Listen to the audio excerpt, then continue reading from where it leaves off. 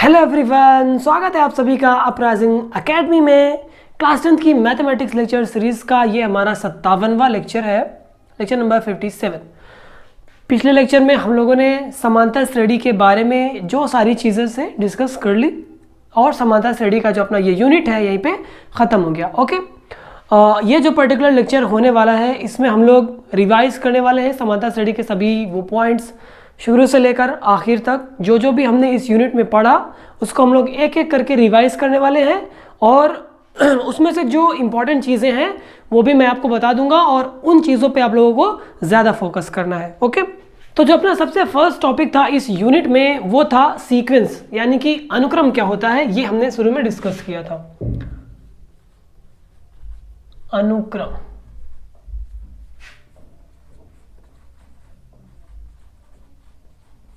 सबसे पहला पॉइंट, आपको पता है अनुक्रम किसी नंबर्स किन्हीं नंबर्स की ऐसी लिस्ट को बोलते हैं जो हम उन नंबर्स को एक किसी निश्चित तरीके के थ्रू एक कोई क्रम ऐसा दिया गया हो जिस क्रम के आधार पर हम उस नंबर को लगाते हैं, है ना। तो अनुक्रम की अगर मैं लैंग्विस्टिक डेफिनेशन लिखूं तो संख्याओं की ऐसी सूची जिसमें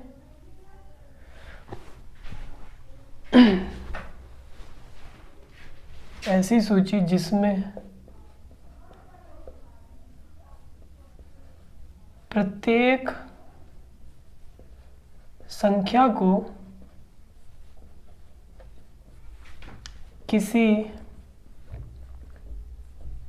निश्चित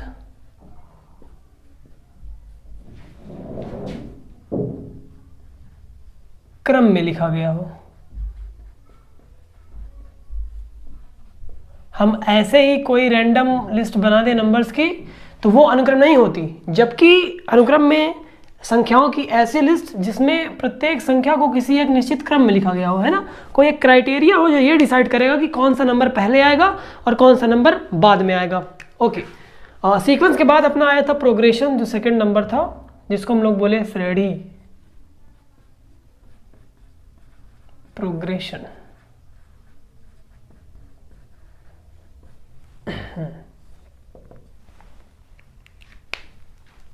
प्रोग्रेशन में क्या बात हुई थी, ऐसा अनुक्रम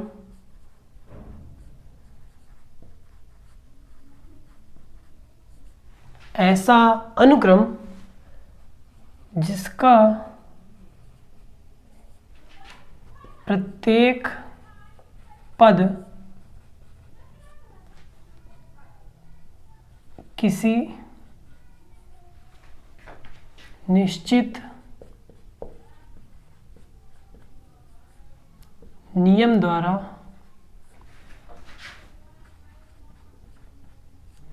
लिखा गया हो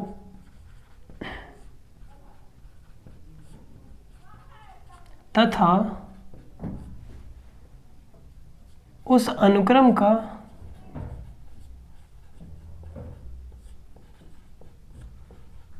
इनवा पद ज्ञात किया जा सके।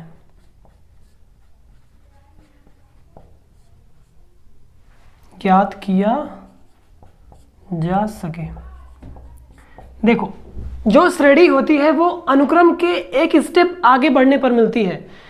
पहली बात तो वो अनुक्रम होना अनिवार्य है ना। अनुक्रम होने के लिए क्या चाहिए हमें कि प्रत्येक संख्या को किसी एक निश्चित क्रम में लिखा जा गया हो। ओके, उसके बाद क्या कह रहा है, अगर उस अनुक्रम का nवां पद हम ज्ञात कर सकते हैं, हमें कोई एक ऐसा उसमें पैटर्न मिल जाए जिसकी वजह से हम उस अनुक्रम का nवां पद लिख लें, तो उस जो अनुक्रम को बोलेंगे हम लोग वो क्या है, प्रोग्रेशन है, यानी कि श्रेणी है। देखो, इसका एग्जांपल अगर मैं बताऊं तो प्राइम नंबर्स थे सारे, है ना, 2, 3, 5, 7, 11 एंड 13 एंड 17, ये सभी प्राइम नंबर्स थे, तो ये एक अनुक्रम बनाते थे।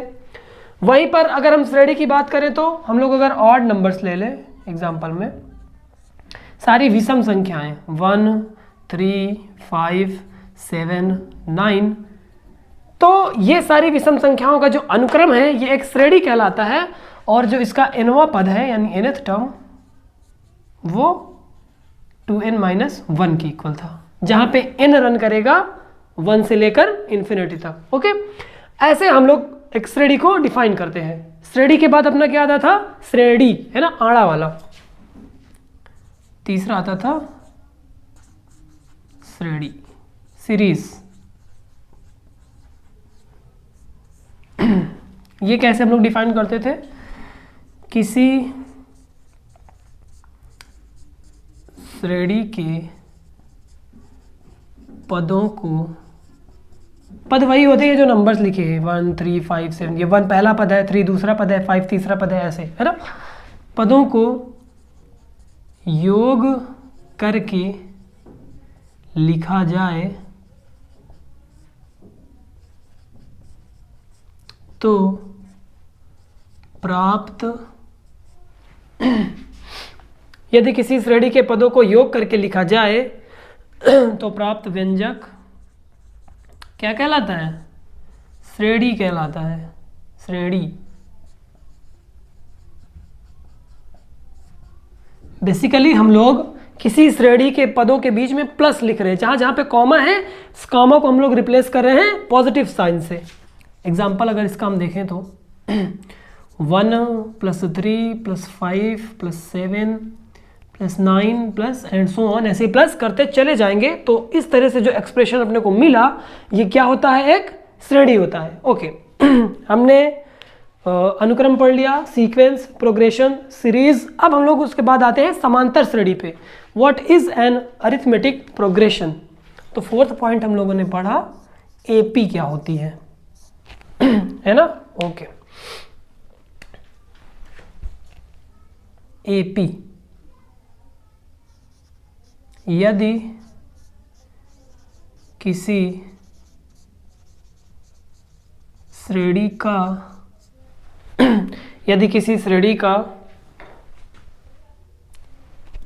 प्रत्येक पद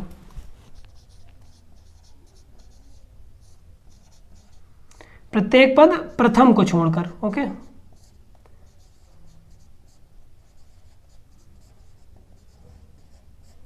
यदि किसी श्रेणी का प्रत्येक पद अपने पहले आने वाले पद में कुछ नहीं लिखते हैं, एक निश्चित संख्या या क्वांटिटी जिसको बोले को जोड़ने पर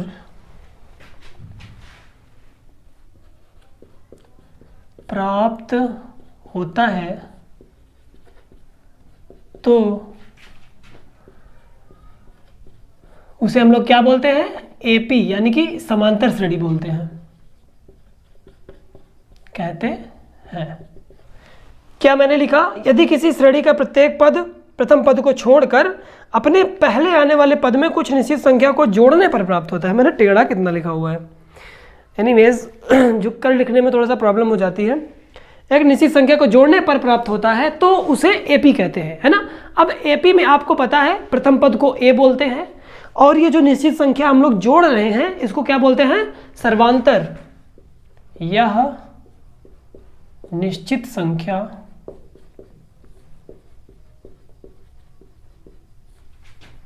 सर्वांतर कहलाती है। डी से हम लोग दिखाते हैं।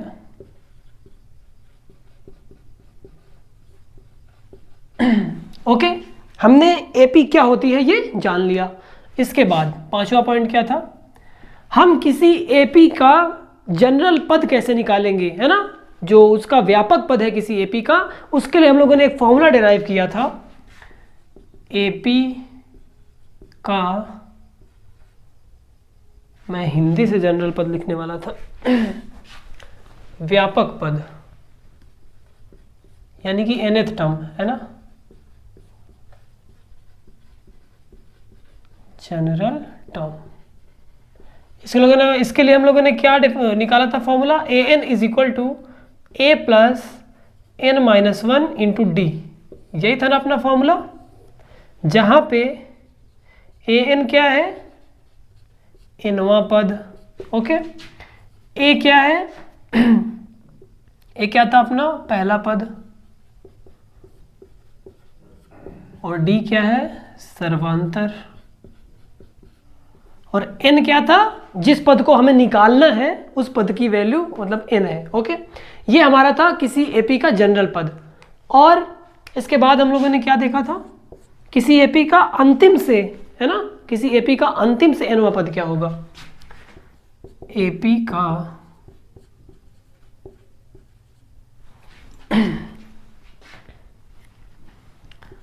अंत से nवां पद, इसको हम लोगों ने ln से दिखाया था ना।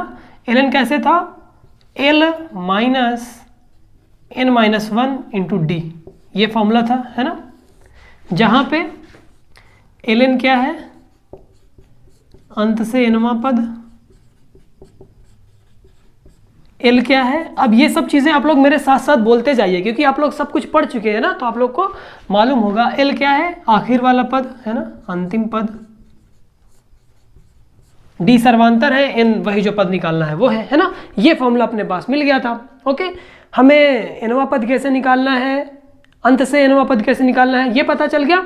इसके बाद हम लोगों ने देखा था कि किसी श्रेणी के n पदों का योगफल क्या होता है ना। 7वां पॉइंट क्या था,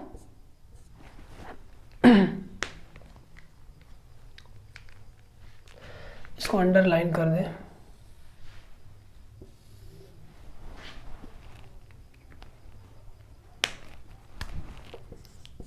एपी का, एपी के एक्चुअली,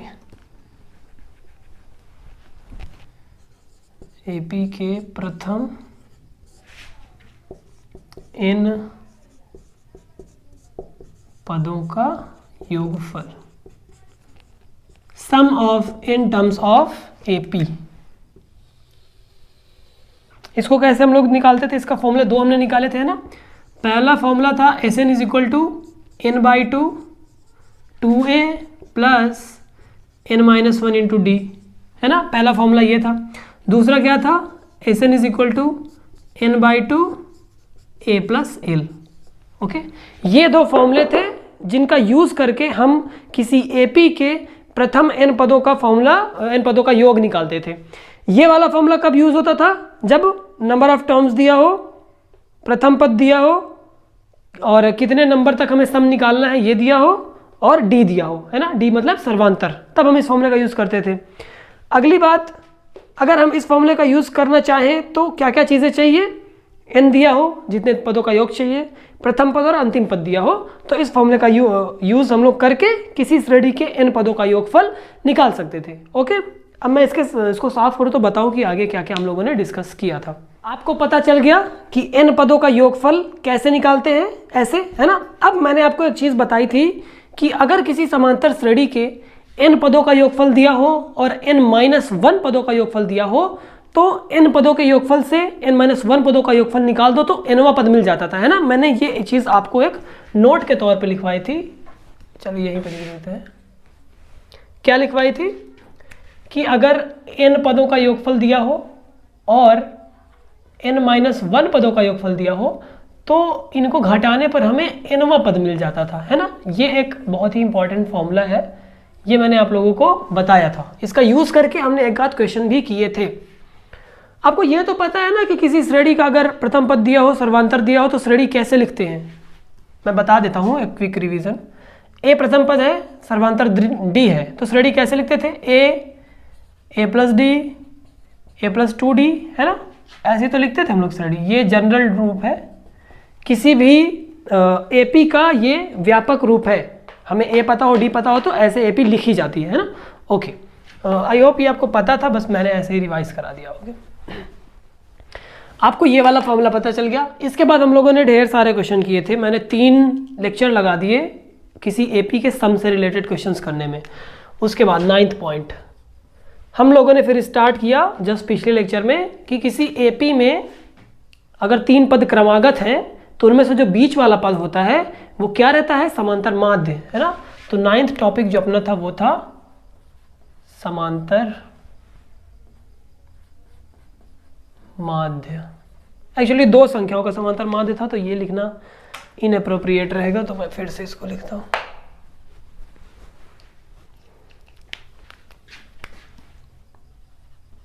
दो संख्याओं का समांतर माध्य। समांतर माध्य को हम लोग बोलते हैं अरिथमेटिक मीन। क्या डेफिनेशन थी इसकी? Let's see. यदि a, b तथा c किसी AP के 3 क्रमागत पद हैं, तो B, A तथा C का समांतर माध्य कहलाता है ना।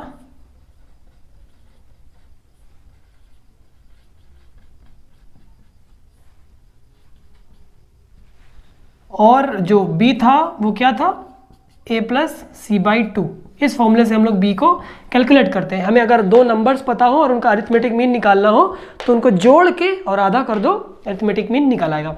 ओके, इस पॉइंट से रिलेटेड हम लोग क्वेश्चन किए थे, है ना। इसके बाद हमने जो लास्ट टॉपिक डिस्कस किया था इस यूनिट का, suppose it was the 10th topic, हमने क्या डिस्कस किया था कि अगर हमें किसी AP के कुछ टर्म्स चूज करने हों, हमें 3 पद उठाने हों, 4 पद उठाने हों, 5 पद उठाने हों, तो हम लोग किस तरह से टर्म्स को चूज करेंगे, है ना। तो हमने एक तरीका सीखा था AP के पदों का चयन, है ना। कैसे सीखा था? देखो, अगर इसमें मैंने 3-4 पॉइंट्स बताए थे। अगर सर्वांतर D हो, है ना, और कितने पद उठाने हैं, मान लो 5 पद उठाने हों। मैंने जो बताया था वही फिर से नहीं बता रहा हूँ। ओके, 5 पद चुनने हैं। इस बार नया बता दूं ना ताकि आपको और अच्छे से समझ आ जाए। तो अगर हमें पदों की संख्या 5 चुननी है और सर्वांतर D है, तो हम लोग क्या करते थे, जो सबसे बीच वाला पद था उसको A मानते थे, है ना। अब इसके बाद 2 पद आगे ले लेंगे, 2 पद पीछे ले लेंगे, तो 2, 2, 4 और एक 5 पद कंप्लीट हो जाएंगे।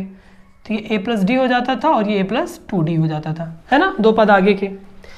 और पीछे आएंगे तो A minus D, A minus 2D।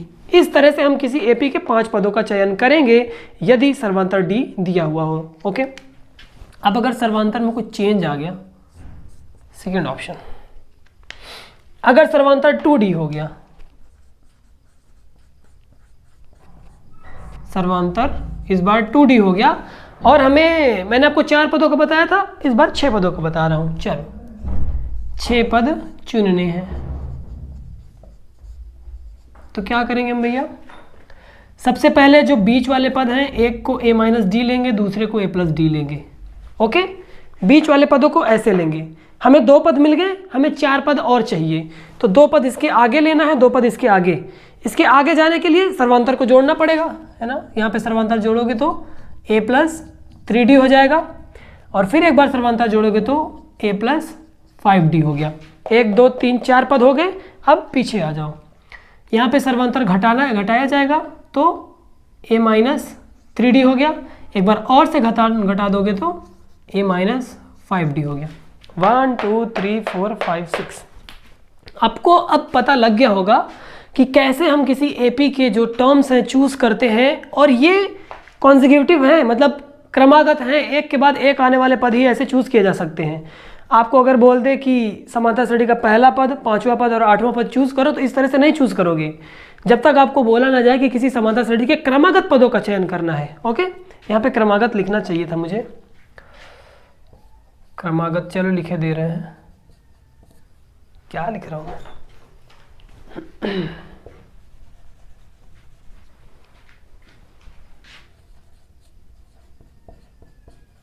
Okay, ये तरीका होता है पदों को चुनने का।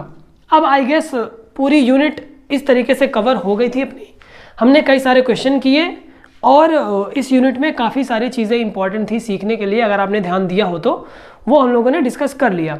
अब जो अपनी नेक्स्ट यूनिट स्टार्ट होने वाली है उसका हम लोग उसको कल से स्टार्ट करेंगे। पहली बात मैं उसका थोड़ा सा इंट्रोडक्शन दे देता हूँ, थोड़ा उसका नाम पता आपको बता देता हूँ। ओके, फर्स्ट यूनिट का नाम है अपनी ट्राइएंगल, मतलब सिक्स्थ यूनिट का जो अपनी अगली यूनिट है, हिंदी में कहें तो त्रिभुज। अब त्रिभुज के बारे में एक इंटरेस्टिंग चीज़ मैं आपको बताता हूँ आज, बाकी यूनिट को तो हम कल से ही स्टार्ट करेंगे। ओके, त्रिभुज के नाम में ही कुछ ऐसी बात है जो मैं जब से त्रिभुज पढ़ा हूँ तब से मुझे आज तक वो बात सूझती है कि आखिर ऐसा है क्यों। त्रिभुज इंग्लिश में इसको क्या बोलते हैं? ट्राइएंगल। अगर हम इसका संधि विच्छेद करें तो ये क्या बनेगा? त्रि बनेगा प्लस भुज।